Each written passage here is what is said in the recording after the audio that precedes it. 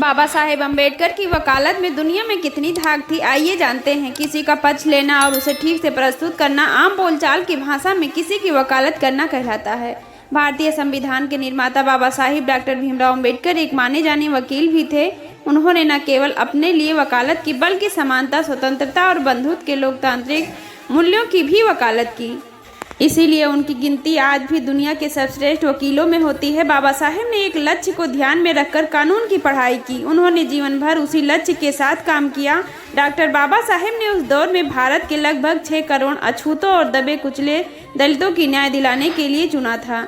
Doctor Baba Saheb को अब तक यह एहसास हो गया था कि दलितों से जुड़े मुद्दे बेहद जटिल हैं, इसीलिए उस पर काम करने के लिए व्यक्तिगत स्तर पर वकालत करनी होगी और विधायिका में भी उन मुद्दों को ठीक से उठाना होगा। यही सोचकर वो कानून की डिग्री हासिल करने के लिए दोबारा लंदन पहुंचे। सितंबर 1920 में लंदन पहुंचने से पहले ही वह भारत में दलित नेता के तौर में पहचान बना चुके थे, यानी उन्हें अपनी चुनौती और भूमिका दोनों का एहसास था।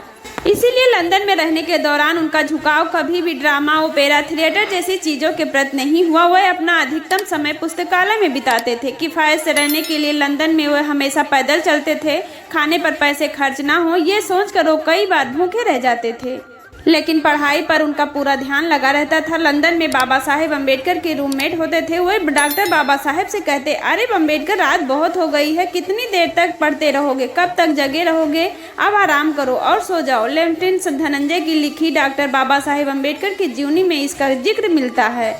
बाबा साहेब अपने रूममेट को जवाब देते, अरे मेरे पास खाने के लिए पैसे और सोने के लिए समय नहीं है, मुझे अपना कोर्स जल्द से जल्द पूरा करना है, कोई दूसरा रास्ता नहीं है। इससे यह पता चलता है कि डॉक्टर अम्बेडकर अपने लक्ष्य के प्रति कितने प्रतिबद्ध थे।